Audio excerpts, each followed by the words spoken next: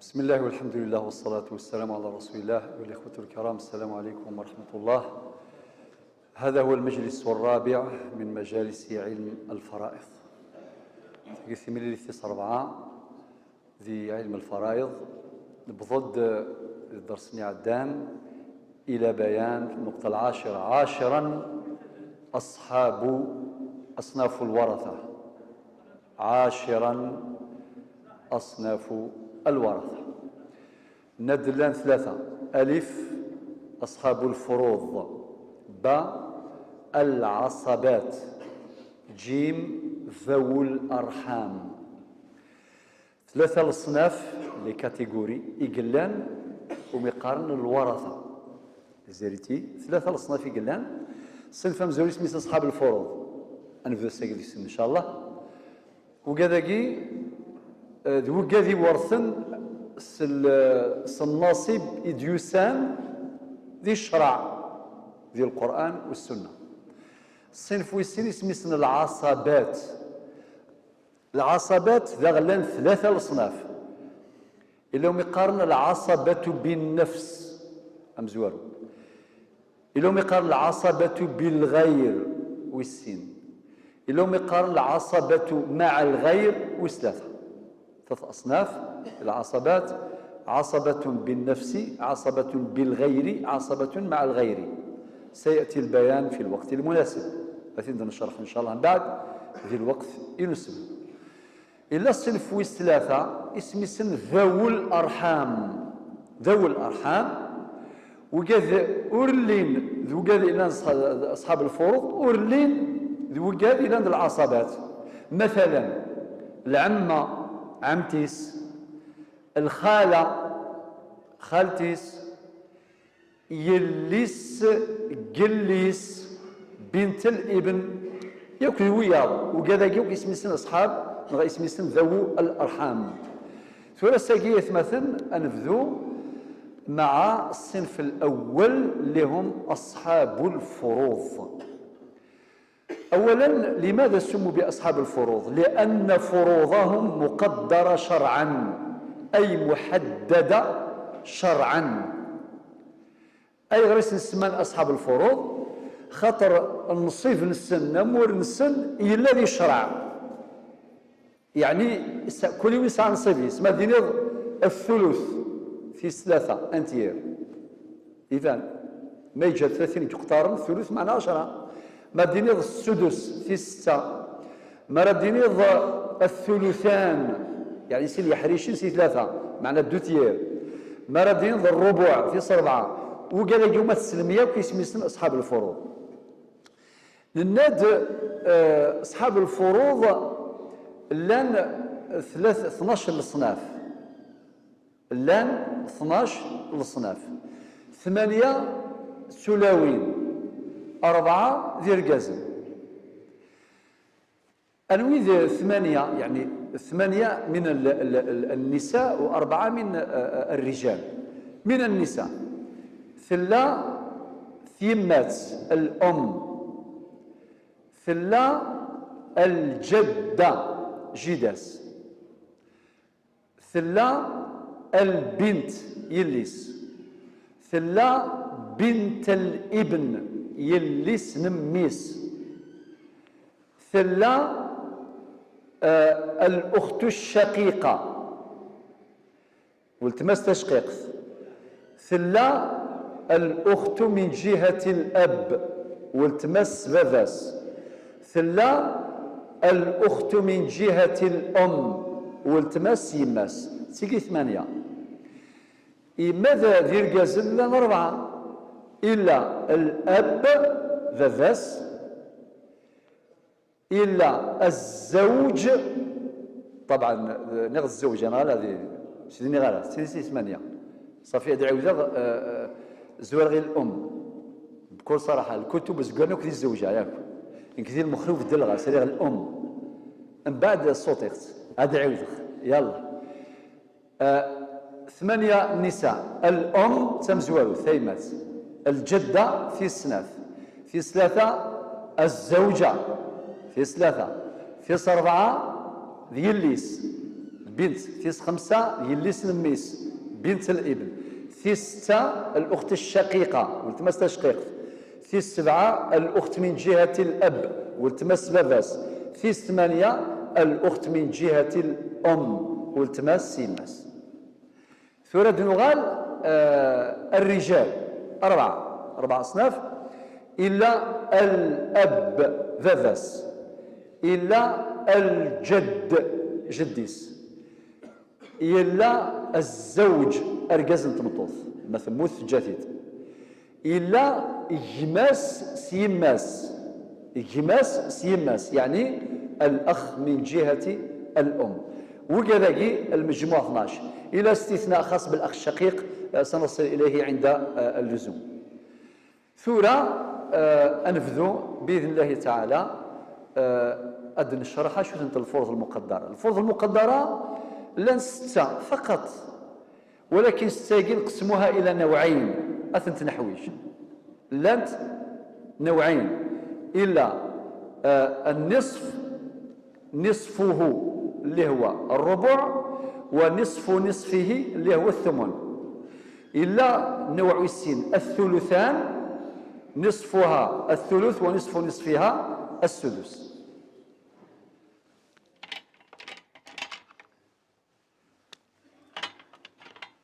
طيب نديروا النوع الأول.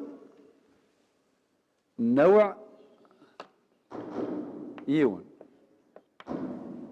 ذاكي النوع 2. النوع الأول إلى ذيك النصف نصف نصفه أنكار الربع إلى نصفه ونصف نصفه الثمن. ذاك النوع الثاني إلى الثلثان 2 من بعد نصفه ثلث نصف نصفه السدس. أي غرس نخدم هكا خاطر ثنحويج أثنحويج هاكي مليح. ذكوش أثنحويج مثلا أثنحويج أولا طريقة للتعرف. لما يقارن طريقة التدلي يعني النزول، ثلاث طريقة الترقي يعني الصعود. طريقة التدلي يعني الصبض النصف النصف ينس أنكار الربع النصف معناه 8 ذاك ثلثان نصفها أنتير ثلث نصف نصفها النصف المعنايس ذا السدس. إلى طريقة الترقي العكس أدني الثمن ضعفها الربع وضعف ضعفها النصف، السدس ضعفها الثلث وضعف ضعفها الثلثان.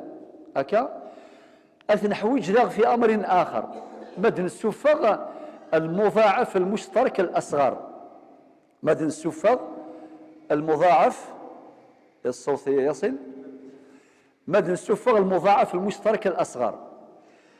أمشي نخدم أدن طف مثلا النصف في أي مسألة قاعدة من طف نفى النصف ذي الميراث للورثة لزيرتي أما في يسعى النصف سي النوع الأول من فد يلس يونس النوع الثاني دايما أصل المسألة شحال 6 مباشرة مضاعف مشترك الأصغر. من طف الربع سي النوع الأول يدوك لك ذيون نغا أكثر سي النوع عاقي ويسين أدفا أصل المسألة 12. من في الثمن أنويتيان سي النوع الأول أكو ذيون سي 3 ياقي يعني النوع الثاني أصل المسألة شحال 24. يعني بالطريقة بالعربية نقولوا إذا اجتمع النصف من النوع الأول مع كل أو بعض النوع الثاني فإن أصل المسألة 6. وإذا اجتمع الربع من النوع الأول مع كل أو بعض النوع الثاني فإن أصل المسألة 12. وإذا اجتمع الثمن من النوع الأول مع كل أو بعض النوع الثاني فإن أصل المسألة 24. إذن نستثمر هذا التقسيم لاحقا في التطبيقات والمسائل المختلفة. أنا حويج سين صنفاكي من بعد ذي المسائل دي الدول ثورة أنفذو أولا سي أصحاب الفروض أدنزوير أولا ميراث الزوجين أنخمين ميطود سي سهلة شوية شوية وقال سهلا الزوجين ميراث الزوجين ما دير ميراث الزوجين معناتها ما يموت ورقازة تورط مطوثيس ما تموت مطوثة تورط رقازيس الحي من الزوجين يرث الآخر بالشروط التي ذكرناها فيما سبق. نبدأ ألف بميراث الزوج. ألف ميراث الزوج. الزوج له حالتان.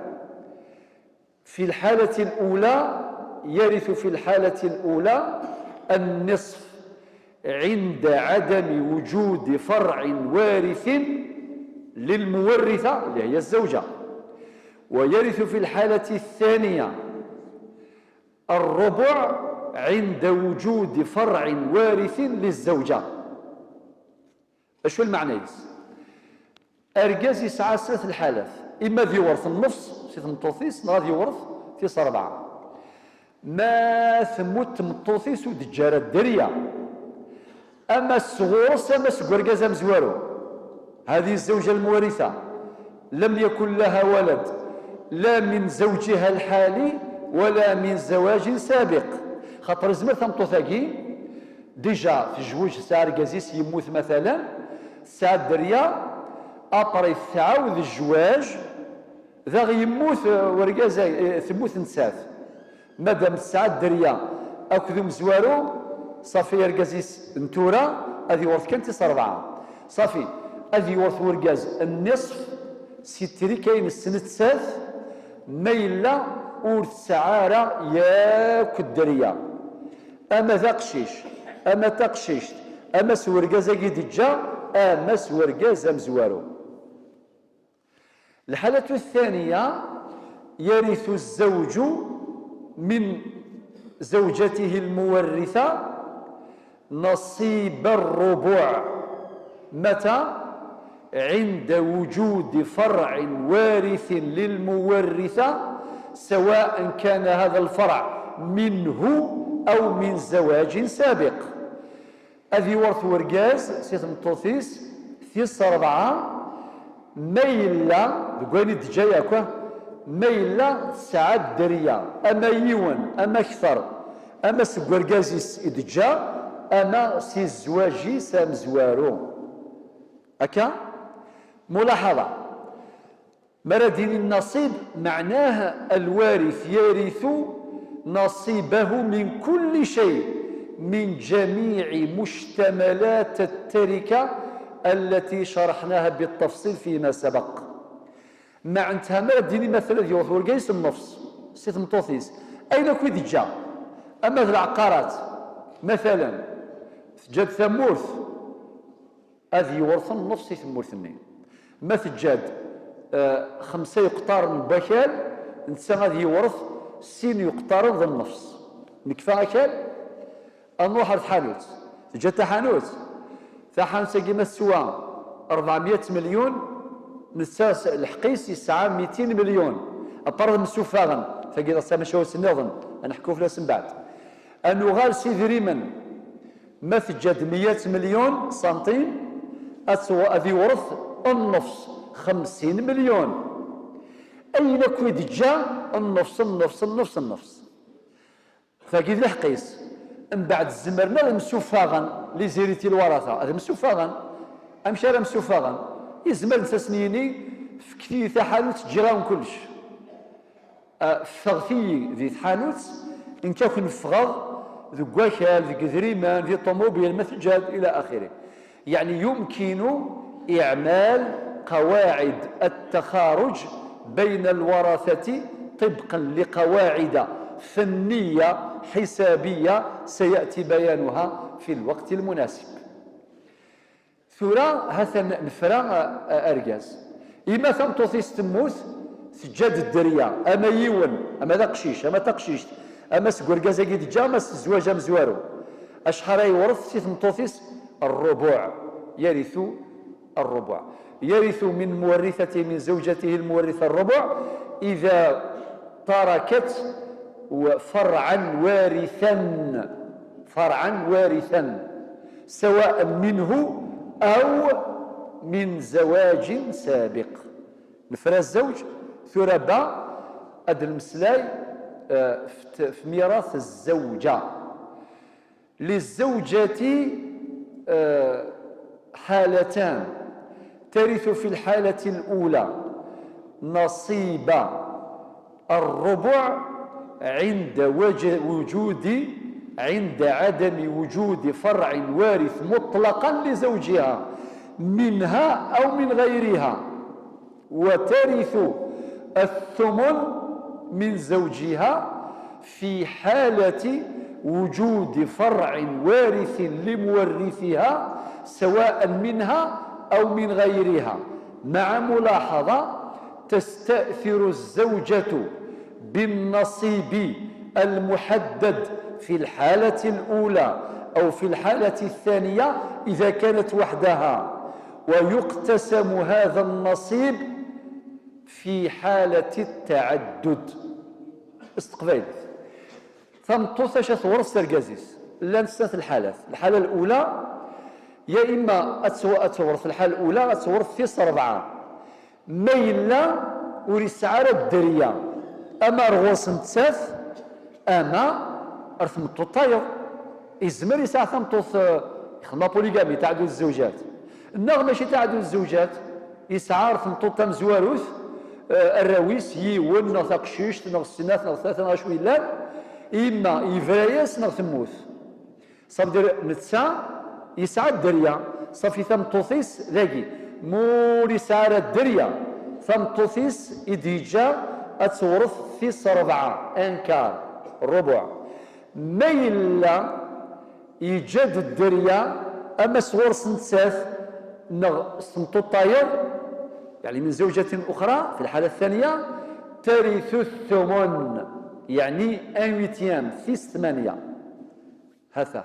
في هذه الملاحظة نغد ما ثمطو ثاقي واحد في ثلا أتساوي الحقيسة تساوي موريس ينكمال إما إلا ثلاث مطوطي السناث أثفضونت ما ثبوي أنكار لان سنة تلاويل صافي مشاراوينت أميتيام إما إلا أميتيام سيدي صاحان أتساوي أن سازيام يعني 1/16 1/16 أثفضونت ثلاوين إديجا في حالة تعدد الزوجات طبقا للمادة الثامنة طبقا من القانون 84/11 القانون الجزائري. نمسفهم وكي ميراث الزوجين فكث ونخدم المسائل الحشوية بعد نخدم المسائل. طيب ثم نروح نهضر في ميراث الأبوين الوالدين. أنزوير ذي الأب خاطر نسيك سهلا أبارنو غلغ الأم خاطر لا شوية ويني وعرض ذي المسائل. الأب ألف الأب عنده 3 حالات. يرث في الحالة الأولى طبعا كي يقولوا ميراث الأب شكون اللي مات منطقيا الابن والبنت ذاك تكون عملية يعني منطقية. ما رديني ميراث الزوج وقموثا زوجة، ما ديني ميراث الزوجة وقموثا الزوج، ما ديني ميراث الأب وقموثا ذا الرويس، إما ديني ميراث الابن وقموثا ذي مولانيس وهكذا. ما ديني ميراث الجد وقموثا ايوا ذا بالراويس وهكذا. ما ديني ميراث بنت الابن وقموثا ميراث بنت الابن صافي قموثا شدس وهكذا.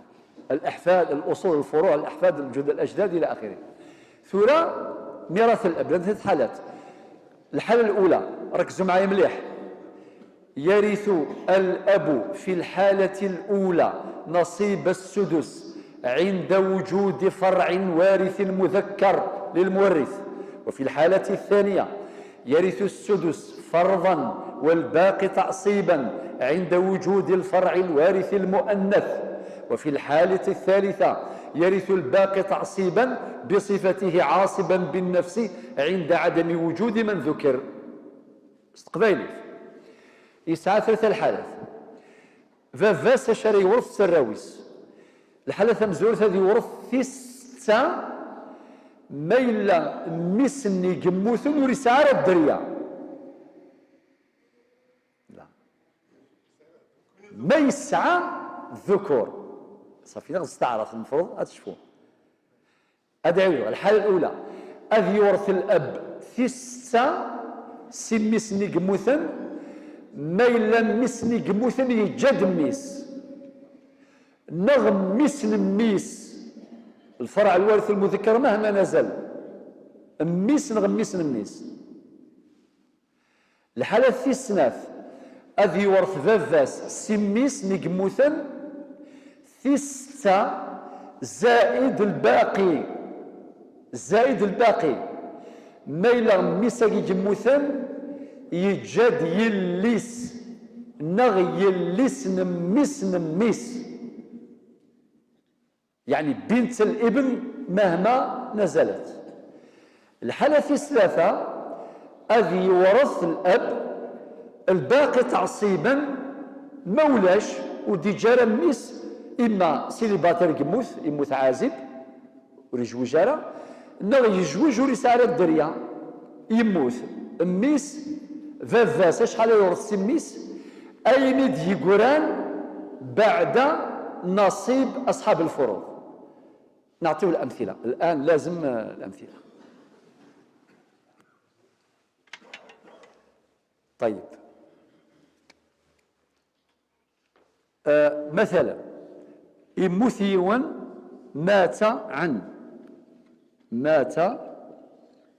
عن اختصارا زوجة ثورة بيسك زوجة هضر فلاش نخدم ديال الميراث زوجة أكذ أب هذا أشحال ثورث الزوجة يا أخي أرجازي سوري سارة الدريا أشحال ثورث الربع أنكار أيغر في التعليل إلى قد فقن أيغر ترث الزوجة من ميراث زوجها الربع لعدم وجود فرع وارث مطلقا. ثمطوثة صور السكرجاز يستيس 4 أخاطر رجاز يسي جموثن ورسالة الدريا ورسالة الدريا ورسالة الدريا وقم قام فرع وارث مطلقا. أثن فرات الأب ذاكي أشحال راه يورث؟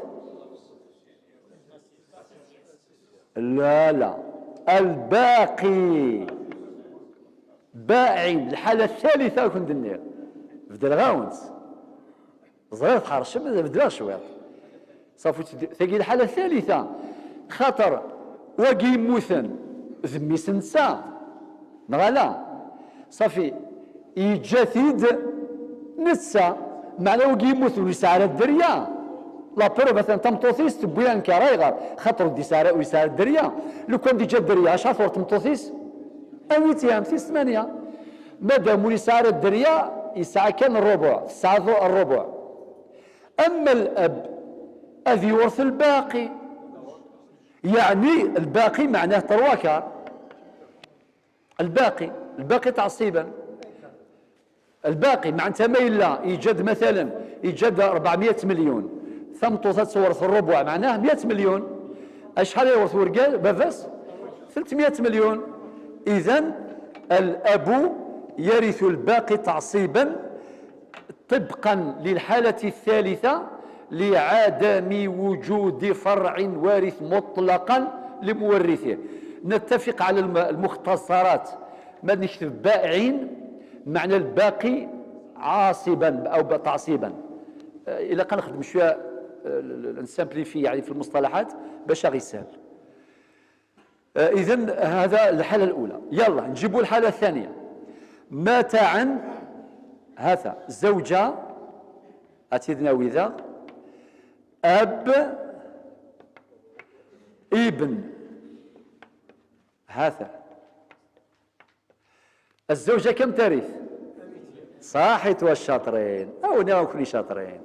1/8 ثمن أيغر خاطر إلا وقشيش إلا وقشيش معناه المفتي النوتير وري الزميرة غادي يخدم الأنصبة الميولة ليكيب لابد أن ينظر في ليكيب ناسيونال ينظر في الفريق الورثة باش هذه يوزع خاطر الورثة هذا يأثر في هذا. إذا الزوجة ترث الثمن لماذا؟ في التعليل لوجود الابن. إما دينض لوجود الابن جواب صحيح، غادي نض لوجود فرع وارث تكون فرع وارث هكا. الأب كم يرث؟ صاحته 1/6 سدس. أي تجي الحالة الأولى لوجود الفرع الوارث المذكر خاطر نفكد قيد ودن النار فرع وارث مطلقا لأن فرع وارث مذكر المعنى يسمى ذميس يما ذميس نميس نغذميس نميس نميس مهما نزل وإن نزل. والابن كم يرث؟ ذنسري والباقي ثورة هذا.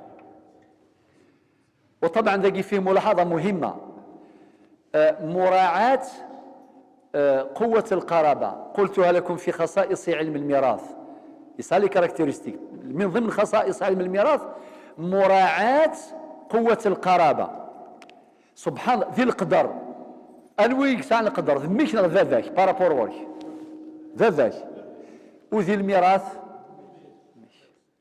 زرم ثمرات اني ديبين 18 فكات سي ميس ثنيا سمي تشيت تغير واحد شي عدد نسميس يفكا سميس ثنيا سمي فكي غاك اتشضك شيني اتسمي تساو إنا سولان كيميا يما فكي اختمي اتسمي تساو ذيني قارن ثسا نتسا ميس نميس قارن ثسا نتسا. طبعا هذا ما هوش موجود في المعاجم هذه خاص بالقبائل ولكن الحمد لله لنا ما يجمعنا والحمد لله. هذه من الخصوصيات يعني العرفية. الزوجة ترث الثمن لوجود الفرع الوارث وهو الابن. الأب يرث السدس فرضا لوجود فرع وارث مذكر وهو الابن.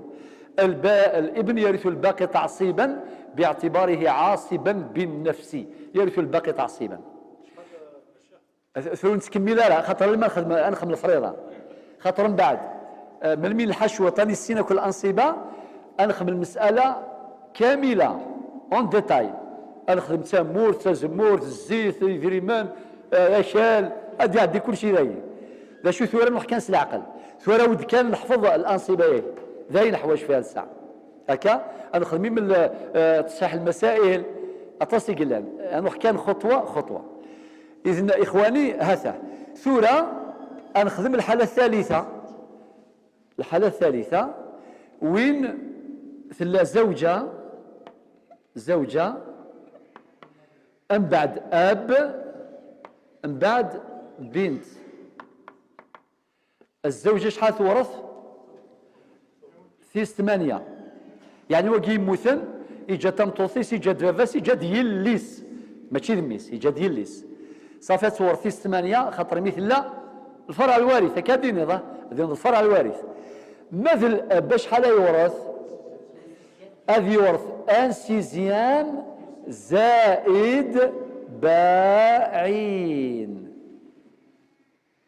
أيغر هذا يورث في 6 هذا يرنو هذا يورثين ديقران المعني ساشا يخدم زعما شا يخدم الاب اللي يخدم لاشان كل اصحاب الفروض هاتي يخدم لاشان اشيني فكيد في 6 مست في 6 هذه يروح ينسحبس اخدم لاشان اخذ العصبات ذاك يسعى سيني فرنياس يسعى فرنوس إمي يورث الفرض يسعى فرنوس وايض إمي يورث كعاصب من الميس يفكا الشرع ستين فافور ثاقيه اشكيت يفكا يستمى ذي الليس يعني كون يزرم في كوالي مولان ما ذمي ساقي يجاس ذمي ساذي يفرح إما إلا ميسترنا غوص تقشيش ذي الليس بدون تعليق.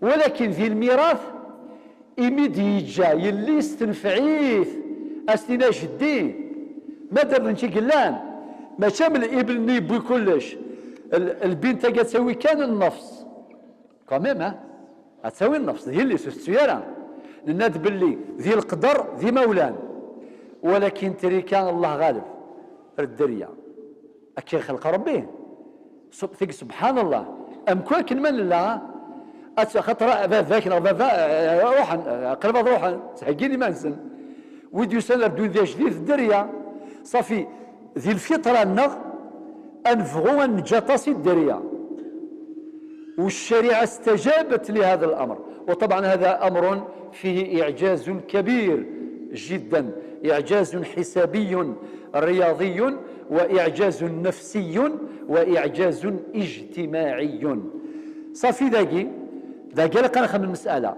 ذا شو الاصل المساله ذاكي اتنسيم وراك شويه انويتيام يا اخي ناد انويتيام مثلا اذا اجتمع معنا 24 سمحت لي خدمه عزيزه واكي هات انت 24 صح ثمن 24 ثلاثه طروه انويتيام ثمن 24 معناه ثلاث اسهم الاب السدس 24 كم 4 صاحيته البنت النصف نتاع 24 12 كي نجمعوا 3 زائد 4 يساوي كم 7 زائد 12 شحال اللي تقولن قولن 5 اخذ ذاكي زائد اطباعي ناكي او يدير ذا زائد 5 صافي يغالي 9 يغال 9 صافي الدينار يورث 4 باعتباره صاحب فرض يورث 5 باعتباره عاصبا بالنفس لماذا؟ لوجود الفرع الوارث المؤنث وهي البنت إذن أعيد في هذه الحالة الزوجة ترث الثمن لوجود الفرع الوارث والأب يرث السدس فرضا والباقي تعصيبا لوجود الفرع الوارث المؤنث والبنت ترث النصف لانفرادها وعدم وجود عاصب أصل المسألة 24 الزوجة الثمن 24 3 أسهم الأب السدس 24 4 والبنت نصف 24 12 وحينما جمعنا هذه الأسهم 3 و4 7 زائد 12 يساوي 19 منقوصة من 24 يساوي 5 فورثنا الأب ما بقي من الأسهم 5 أسهم باعتباره عاصبا بالنفس. انتهت المسألة. نفهم ثورة ميراث الأب ثورة نروح ميراث الأم. طبعا بلا ما نتعبكم باللي قانون الأسرة قانون 411 المعدل والمتمم بالأمر 0502 المؤرخ في 27 فبراير 2005 كل هذه الأحكام ذكرها في القانون اختصارا في المادة 141 المادة 140 141 142 143 144 145 149 و177 باش انتهينا من القانون خلاص. هذه بالنسبة لطلبة القانون وكذا ولا القضاة ولا المحامين ولا الموثقين كإشارات فقط، يعني باش نقول لكم هذه المواد القانونية في قانون 411 مأخوذة تماما من الشريعة الإسلامية. لقي في غدا ميساج رسالة باللي لا لوا 94 يعني أين اللي ندير الشرع قال ندير القانون صافي باش نربح الوقت بلا ما تشرح هذا القانون خاطر القانون يجبد الأحكام كي سي الشريعة سي الشرع رب سبحانه عز وجل. وأكثر من ذلك في المادة 222 واش قال المشرع الجزائري في القانون هذا 411 قال بالحرف الواحد المادة 222 كل ما لم يرد النص عليه في هذا القانون يرجع فيه إلى أحكام الشريعة الإسلامية. الارتيكل 222 شو درنا ثناك ما إلا ثفما فيد جوريديك داخل ثفما روح ديتر الشريعة باش تزرم بلي المادة قيث لها مليح هكا ثورة با غادي نهضر في ميراث الأم. ميراث الأم عندها أيضا 3 حالات: ألف باء جيم.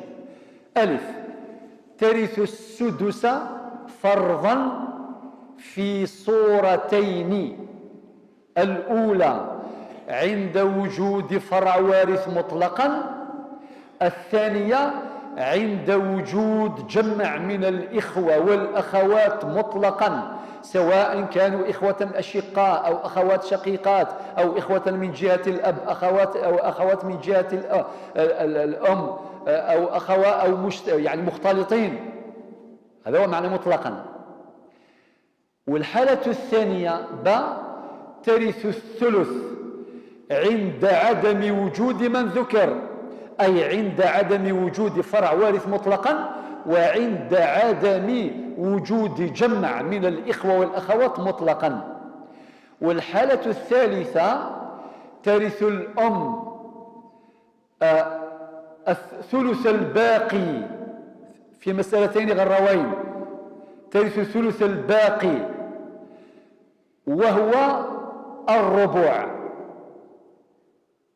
وترث في الحالة الثانية في الصورة الثانية ثلث الباقي وهو السدس في مسألتين شهيرتين سميتا بالغراوين أو بالعمريتين. ثورة أدي نشرح استقبالي ثيمات صبر في الثيمات إلا قد صبر اختار ثيمات الساعة 3 الحالات. الحالة مزورة تصور في 6 زر من المين ذي السنة الصورات إما وين سيمو ثناكني ذمي سنغ ديالي سي ساعة الدرية أتصور في 6 نغموري ساعة الدرية إسعانا ثماثا نتسا إسعانا ثماثا إما نغطي 30 إما ذي شقيقا نغطي شقيقين إما ذا 8 سباباس إما تيس 8 سباباس إما ذا 8 سيماس نغطي 8 سيماس نخلظن. أول يوم الإسلام يوم باول استعارة اسمه مطلقا. الحالة الثانية أتصور ثيمات سكراوي سيموثن ثيس 3 ميلا ورساينا الدرية نغور ساينا 8 أو ثيس 30 مطلقا. الحالة ثيس 3 أتصور الثلث الباقي. الحالة الثالثة ثلث الأم ثلث الباقي، ولكن في صورتين في مسألتين إثم زوارث أتصورث التسلت بين ديقوران ثلث الباقي ذا الربع 9/4. بون داكي سؤال اللوجيك لقد تحبسه ثيس 3 9/4 غامي ثلاث زر ثيس 3 بين ديقوران 9/4. الحالة المسألة ثيس 3 ثيس 3 بين ديقوران 6. طبعا بالمثال يتضح المقال. يلا غادي نزوير الأمثلة نجيبوها بالترتيب بالترتيب. مثلا مات عن زوجة، دائما نجيبوها يعني باش ندربوا عليها. زوجة أم، أنا أهضر في الأم، ومثلا ابن. الزوجة الأم الابن. الزوجة كم ترث؟ أميتيام توجور خاطر لوجود الفرع الوارث. الزوجة ترث الثمن لوجود الفرع الوارث. الأم 1/6 سدس، ولكن إذا قد بوركوا أخاطر إيميل لا وخشيش لوجود الفرع الوارث هكا. إذن السدس فرضا. الابن يرث باعين. شوفوا ثاس باعين يجي معنى الباقي تعصيبا نتدرب عليه. مثال الصورة الثانية مات عن زوجة أم ذاكي مثلا نخدم 4 إخوة شين معناه أشقاء هذا الزوجة ترث الربع، خطر رسالة الدريا الإنكار. الزوجة ترث الربع لماذا؟ لعدم وجود الفرع الوارث. الأم كم ترث؟ 1/6 السدس، وهي الصورة الثانية للأم. لماذا في التعليل؟ لوجود جمع من الإخوة، ذات مثل بنا يموثن صح؟ صافي هما أيضا باعين عصبة. صافي الأم ترث السدس في صورتين، هات الصورة الأولى هات الصورة الثانية. الصورة الأولى إلى ذكس الابن، الصورة الثانية ذاكي أين لنا نغد جمع من الإخوة والأخوات مطلقا، إخوة أشقاء، أخوات شقيقات، إخوة من جهة الأب، أخوات من جهة الأب، إخوة من جهة الأم، أخوات من جهة الأم، أو مختلطين. هذا هو المقصود. هذا نفرس. ثم نروح مثال آخر. مات عن اختصارا إيجاد مثلا زوجة، إيجاد أم فقط، يونموث إيجاد ثم توثيس ورسالة دريا أو كذي ماس فقط. أش حالة ورث الزوجة؟ أنكار لعدم وجود الفرع الوارث. والأم ترث 1/6 تيير. ولاش الدريا على بالك في الميراث دائما عص روحك انتير هذا ثلث اي غار. لماذا؟ ولاش الدريا ولاش صافي الشرع يفكيس اكثر نغلا اعطاها الشرع. وطبعا القران قلت لكم قبل حين المواد القانونيه نبدا بالشريعه بالقران. ربي مثلا في الايه السابعه يقول للرجال نصيب مما ترك الوالدان والاقربون وللنساء نصيب مما ترك الوالدان والاقربون مما قل منه او كثر نصيب المفروضه. وايضا يقول يوصيكم الله في اولادكم للذكر مثل حظ الانثيين فان كن نساء فوق 2 فلهن ثلثا ما ترك وان كانت واحده فلها النصف الى اخره.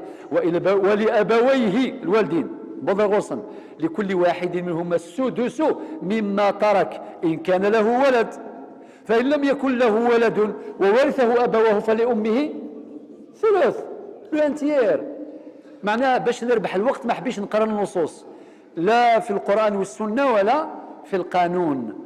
وقد أشرت المواد القانونية المادة 140 مادة 141 142 144 145 149 177 إلى آخره باش نقول لكم رسالة. جميع هذه الأحكام استنبطها القانون الجزائري من الشريعة الإسلامية. نمسفهم ثورة صافي ثم توثي سنتسا ساعة ثيس 4 يمس ساعة ثيس 3 معنى الثلث ضرب ديننا نسلمس الآية ولأبويه لكل واحد منهما السدس مما ترك إن كان له ولد. القرآن ولد معنى الدرية ولد ماشي ذميس درية ميس نغ يليس نغ ميس نميس نغ أكا نغ يليس نميس إلى آخره.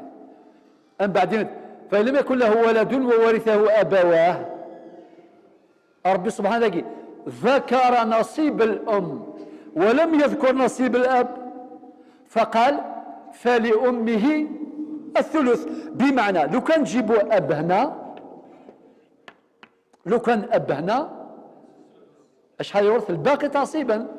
ولكن ثقي احتفظت بها إلى الحالة الثالثة حين الحديث عن المسألتين الغراوين. نمسفها كثيرة فأقرأ الورس ثورة أذم حق كلش خطر ذينا الباقي الأخ الفاضل يسأل عن الباقي. إذا كان هناك عاصب سيرثه. إذا كان ما كانش عاصب نعود إلى تطبيق قواعد الرد. تذكرون الرد العول والرد الند العول ما إلا تزاحم الورثة يزاد الرد ما يقول هذا الخير أذ يغال الورثة بطريقة رياضية الرياضيات الحساب الدقيق. فنروح كان نستوي سمحتي علم الفرائض إلى قصد نغير شغل أما مصوت ما يفنو ثابريكت ثابريكت بريكة بريكة باش نبنيو، وإلا مشكلة. لو كان نحاول مثلا نعطيكم مثلا تاع المناسقات والتخارج والتنزيل وكذا، الواحد ما يفهم ولا شيء ولا شيء. لذلك نروحوا خطوة خطوة، دوسمون دوسمون مي سيرمون. اصبر تلقي المستفهم هذا ثول تجاوب في الناس هذه رحمة العاصب ما إلى الأب نغي لميس نغي كماسنا هذه اللي زيرتي وياض ما ولاش أثنر أثنفضو في اللي زيرتي قلانا ميس الحساب ذا قلنا شويه اللي راك لكن ديال الماتيماتيك ماشي ثوره اصلا تنجم بعد ثوره. سمحتي نمحو ياك السبوره خاطر الحوايج كومبلي.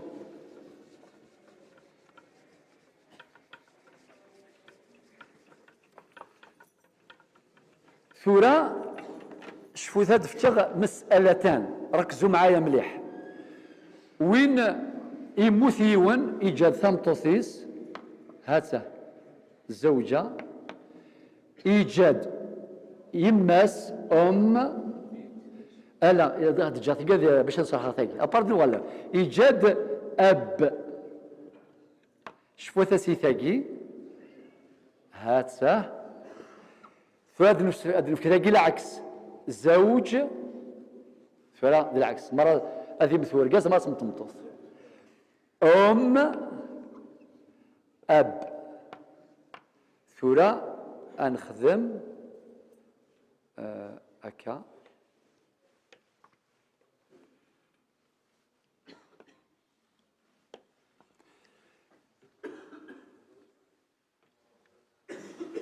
طيب لقى نخدم ذاكي يرسن باش أنفضو يرسن تشافيت العقل وقيلوي يعني أنا في حال الزوجة ذاك شحال تورث على سبك نغرى أتورث أنكار صاحيتو الربع هذا أنكار. الأم ذاك تورث لا ذاك شفوث ثلث الباقي وهو فايد سفر. الأب أذ يورث الباعين أين يقولان ثلاث نغال ذاك الزوج شحال يورث ذاك الزوج ان دومي النصف أي غير لعدم وجود الفرع الوارث. الأم تورث ثلث الباقي أديني ذا شوث.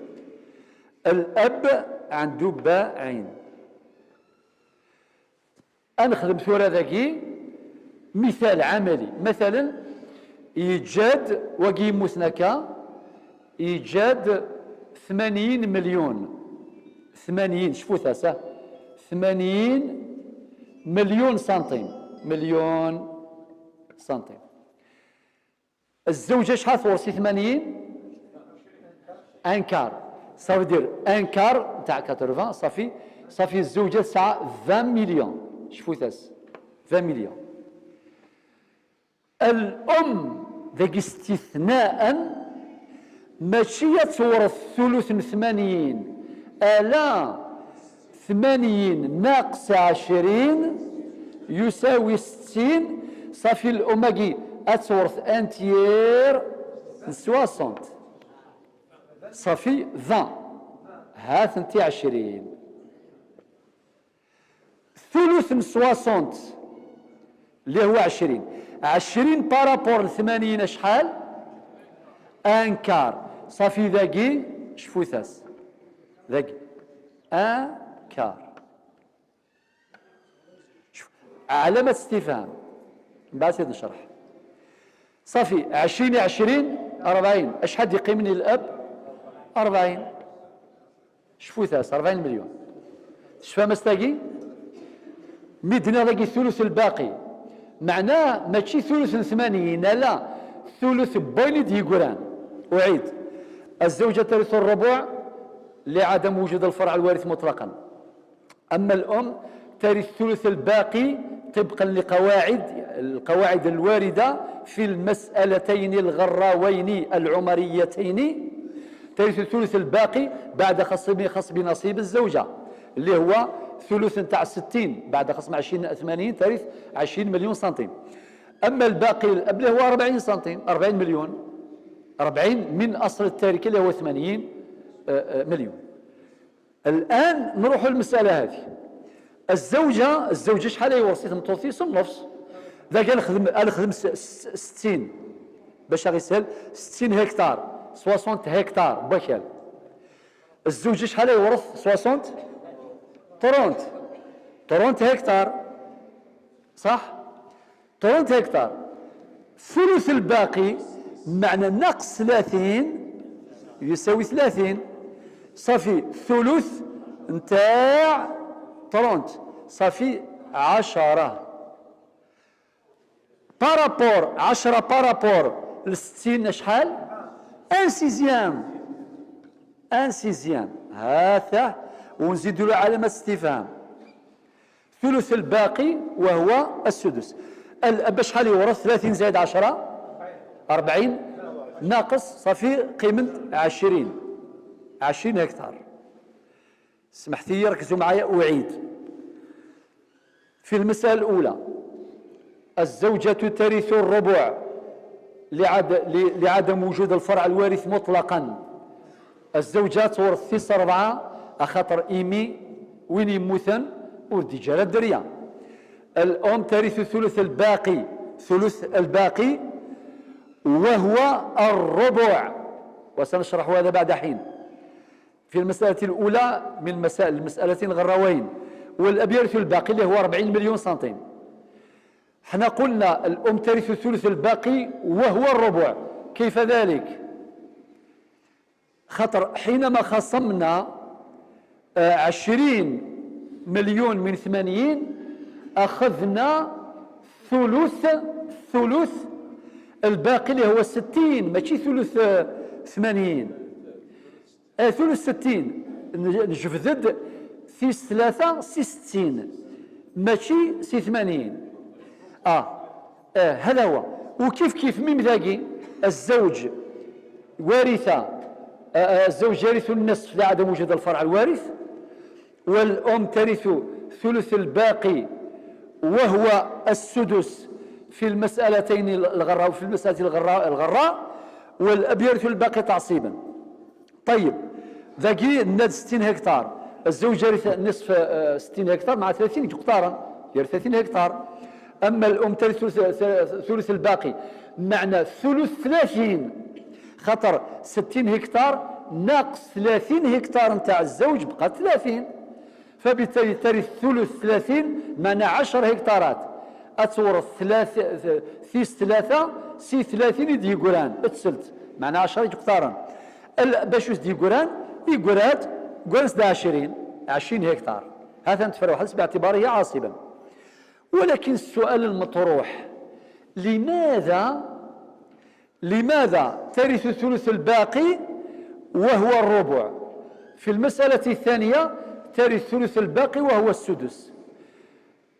ترث ثلث الباقي باش تنسجم هذه المسألة مع القاعدة الأساسية في علم الفرائض أن الأب يرث ضعف الأم. قلناها قبل حين: ولأبويه لكل واحد منهما السدس مما ترك إن كان له ولد ما يمثيوان جد الدريا ففسكذه ما سدوين في ستة وإن فلأمه ولأبويه لكل واحد منهما السدس مما ترك إن كان له ولد فإن لم يكن له ولد وورثه أبواه فلأمه الثلث.